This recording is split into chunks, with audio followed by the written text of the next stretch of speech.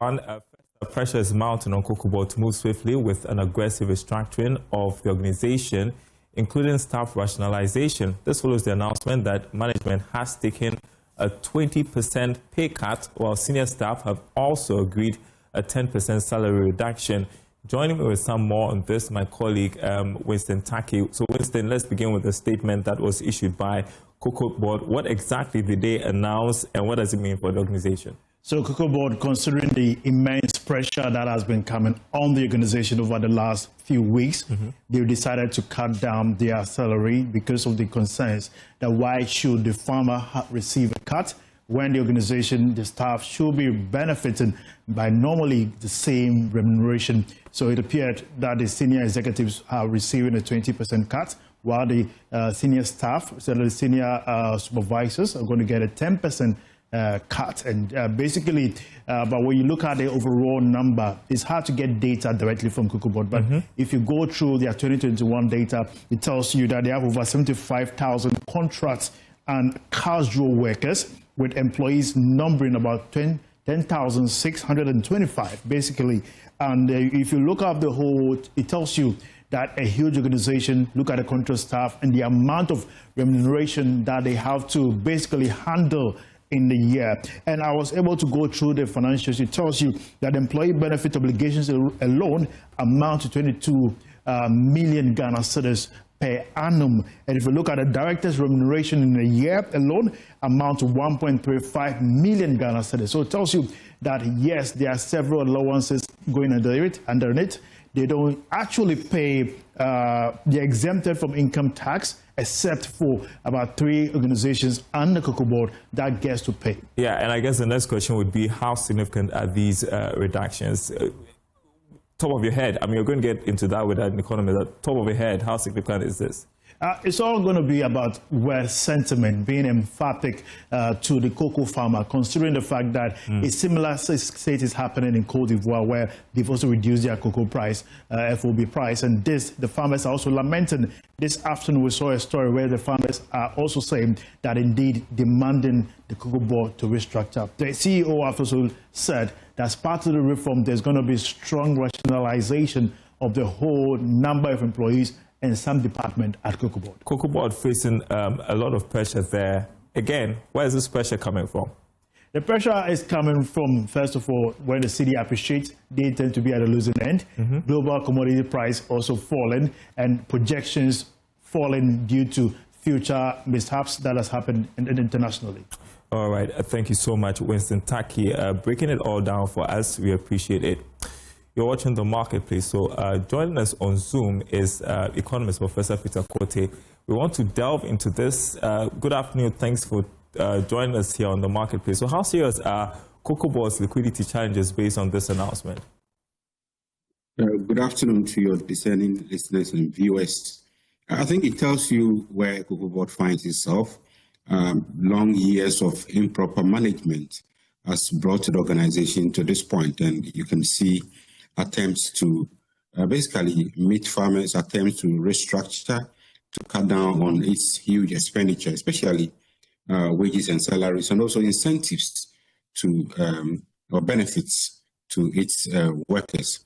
I think the signal is good, except to say that it would have been good for COCOBOD to put out how significant that amount is. In other words, how much are they giving out, and what would that mean for us? At the moment, it's unclear as to whether this 20% cut is very significant in terms of the numbers. Then also the other benefits, incentives that they get. So far, nothing has been said about some of these incentives, and I think it would be good to know the quantum of the cuts and how that is going to affect the operations and their profitability going forward. But I don't think that is the long-term solution. The long-term solution will be having a good pricing model. If we have a system where something like an automatic pricing regime, where the prices you give to farmers is tied to the world market price, and this is well communicated in advance, farmers can then plan ahead. You know, this arbitrary setting of prices as and when we think we want to do that is not appropriate. I think we need to have a structured way of pricing cocoa so that farmers can, put this in their planning, into their investment regime, and that is going to help. We have automatic pricing regime for fuel. We have automatic pricing regime for so many other things. Why can't we do the same so that the average farmer can plan ahead? We don't want this arbitrariness. And so you say we cannot really tell if these pay cuts would make any difference to the institution's finances? It would, but how significant, we cannot tell. You and I cannot tell, because what is the quantum? What is the total? And how would that help in restructuring the organization? Mind you, in as much as we see a kind gesture, these are workers who also have families, and therefore such a cut is going to also hurt them. I think we need to know the numbers, we need to know the repercussions, we need to know the other incentives and benefits, and what we can do going forward. This is just a short-term measure. I am of the honest opinion that a long-term strategy will be to have a proper pricing regime where we know your operation, your cost, and how when the world market prices change, you're able to pay farmers and also be able to recoup your cost and be profitable. That pricing regime has to be established. We should also stop the idea of always going to borrow to finance cocoa. You see, when you are borrowing, you are paying interest. And basically, you are funding somebody, funding another organization, another country. Borrowing shouldn't be with. I mean, we've had cocoa for decades. By now, we should have had a fund. It could be a sinking fund or whatever name you call it, or in the endowment fund or whatever, and be putting money in over time. If we had started that by now, we wouldn't be borrowing. If the interest cost alone is significant, and we have to avoid this going into the future. I hear you. What else can COCOBOD do to improve efficiency? Well, in terms of their operations, I think they need to rationalize, look at their staff numbers, and see if there is a need to restructure, move some workers to areas where they were most needed. Perhaps quite a good chunk of their workforce is sitting at the head office doing virtually nothing. If they really look at that and do some proper restructuring, they can be sent to other parts of the country, or even within the ministries, other ministries. They can be sent there where their output will be much better, their productivity will be much better than always having them within COCOBOD. There are no jobs, so you can't just get up and be sacking people, but we can move people around to areas where they are much needed. As an economy, it becomes a win-win situation rather than people off. Yeah, and my final question would be, what does this say about the overall health of the cocoa sector? It looks to me very fragile at the moment. The health of the cocoa sector looks quite weak, in my view. I mean, if up to now we have not been able to pay farmers, one of our major export commodities, we are ranked highly. Our cocoa beans are of high quality, and we are not able to pay farmers. It sends a wrong signal. It tells us that that sector or COCOBOD is really in the dire state. But thankfully, a lot of recommendations have been made. I've heard the CEO make certain steps. The Minister of Finance have proposed certain measures. Hopefully, we should be able to move COCOBOD from its current state into a much more profitable, a stronger state than before. But one thing I would signal is that we should learn from the past mistakes. I don't expect us to repeat what has happened again. Never again should farmers not be paid when they produce cocoa. If we do that, they are competing demand for land. They are competing demand for their time. Galamsey is there. Other forms of real estate or other forms of demand for their land will be there.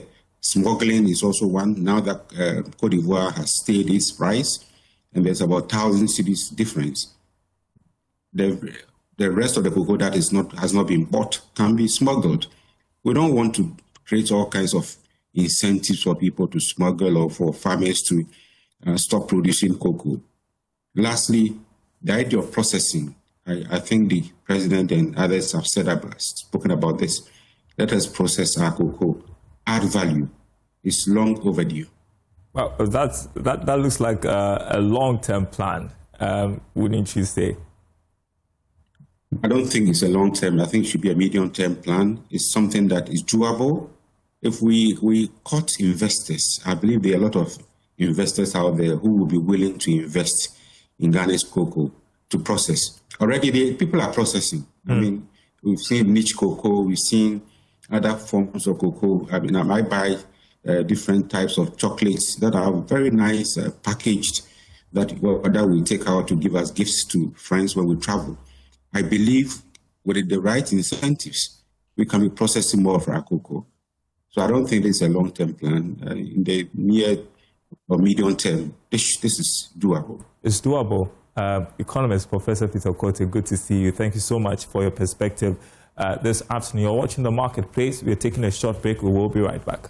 Welcome back to The Marketplace. The Automobile Dealers Association in the Ashanti region says members are ready to further adjust prices of vehicles downwards if the government reduces import duties.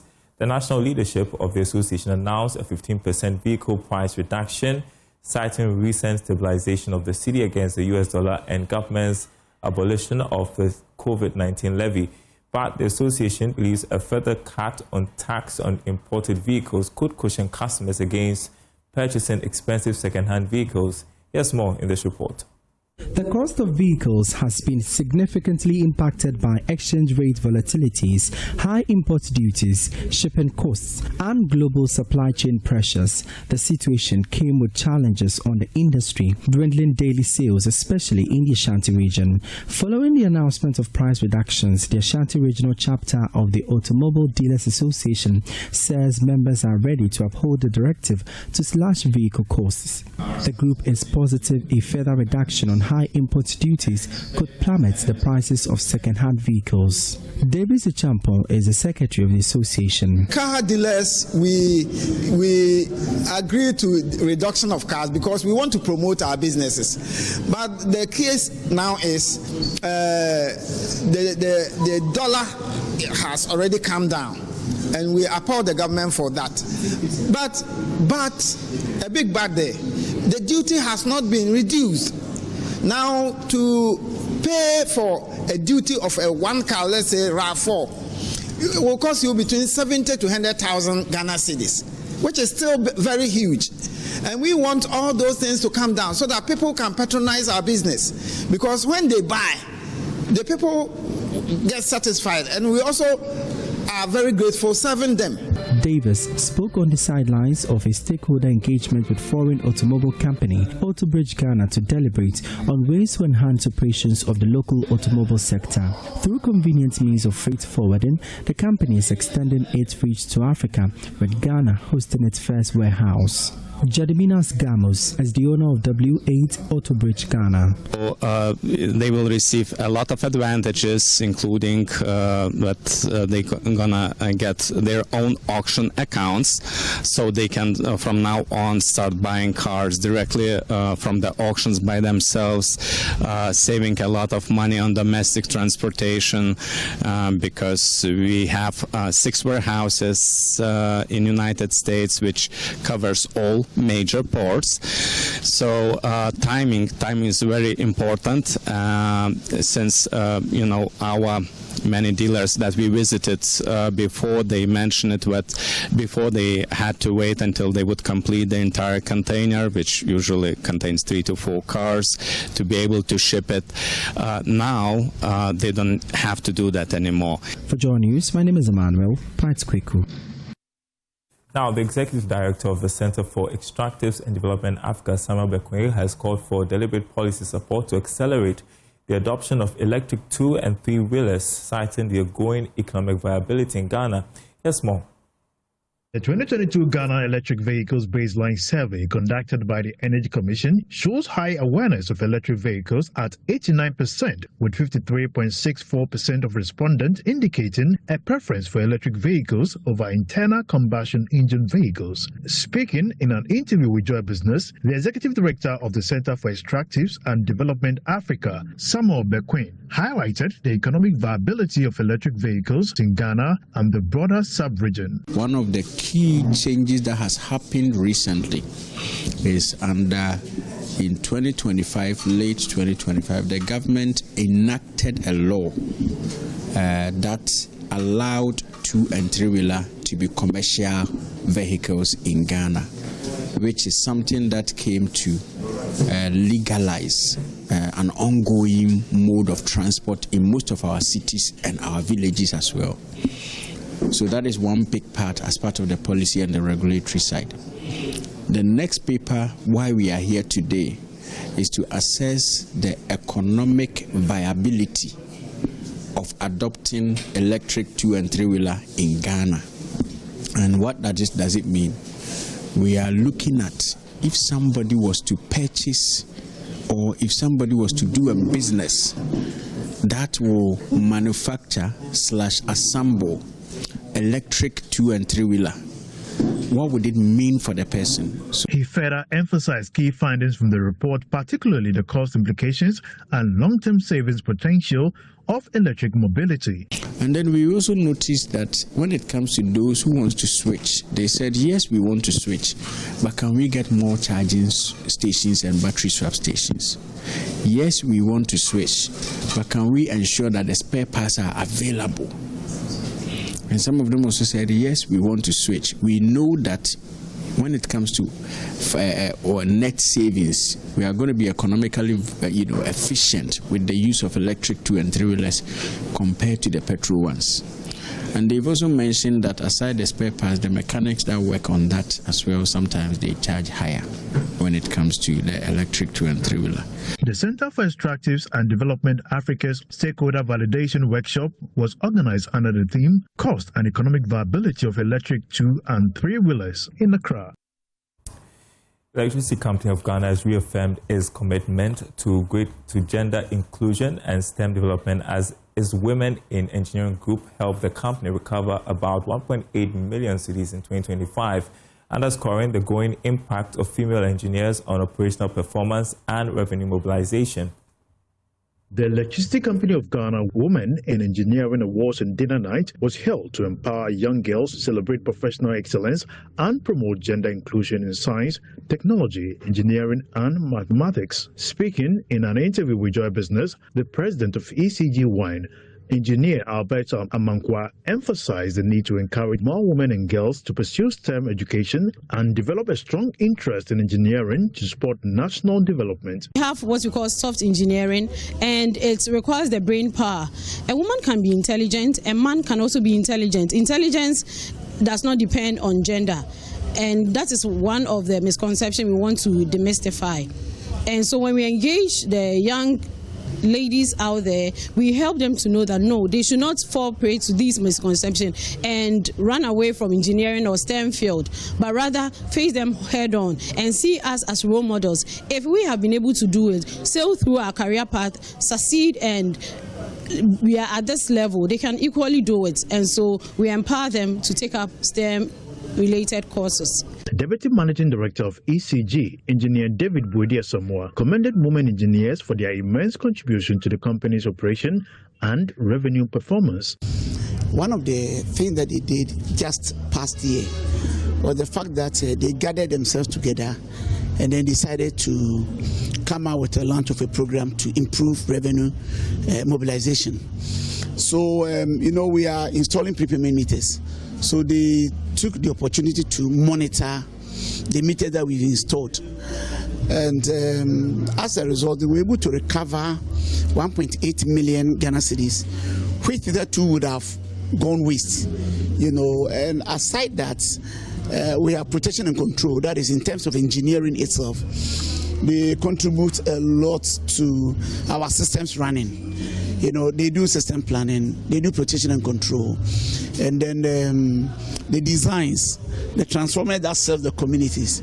They also do the designs for the construction and they supervise. The awards ceremony showcased inspiring stories of women breaking barriers in engineering and leadership, highlighting the critical role of mentorship and representation in male-dominated fields. All right, the cocoa sector issues, still big stories on our website, myjoyonline.com/business. COCOBOD announces salary cuts, cost controls as revenue pressures mount. Also, Ghana to end foreign cocoa financing by 2030. That's according to President John Mahama. myjoyonline.com/business. Thanks for watching.